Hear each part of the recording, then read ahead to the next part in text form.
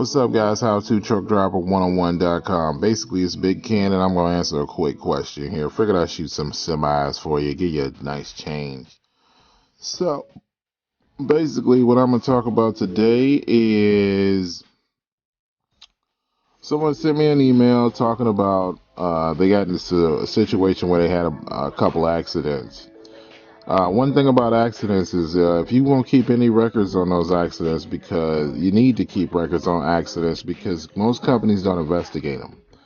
Unless you drop the body and they're about to get sued, they're not going to really investigate them. They're just going to credit you an accident. Several accidents my man had in a row. I understand he said some of them was, company accident type of stuff, where when I say company accident, let me explain what I mean. The company calls up and they say, hey, you ran over our property or whatever. So you end up saying, no, I did not. But the company goes with the customer because they want to keep the business. Now, one of the biggest problems a lot of drivers don't realize is that the company's not going to investigate. Okay?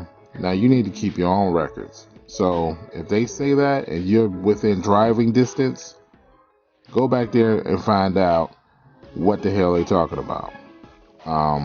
Or call them on the phone and find out. Don't make a hoopla and lose your job, but they're not going to get records for you.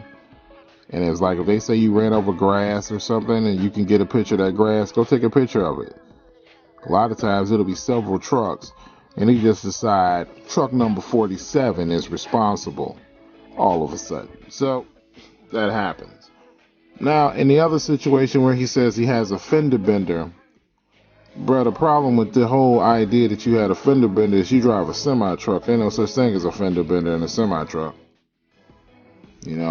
Being a professional driver does mean that you are held to a higher standard than other people. That's just the way that is. So that accident, man, that's on you.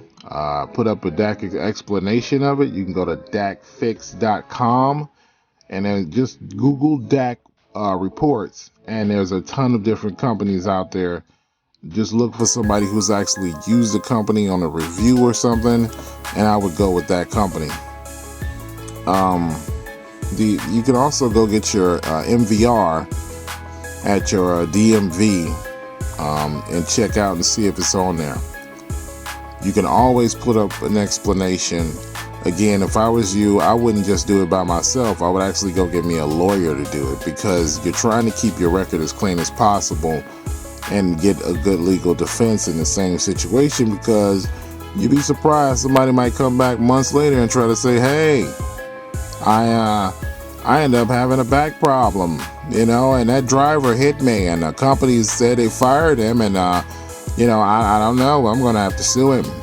So in an accident, guys, basically keep as many records as you can. Keep exactly where you were, what happened, what they accused you of.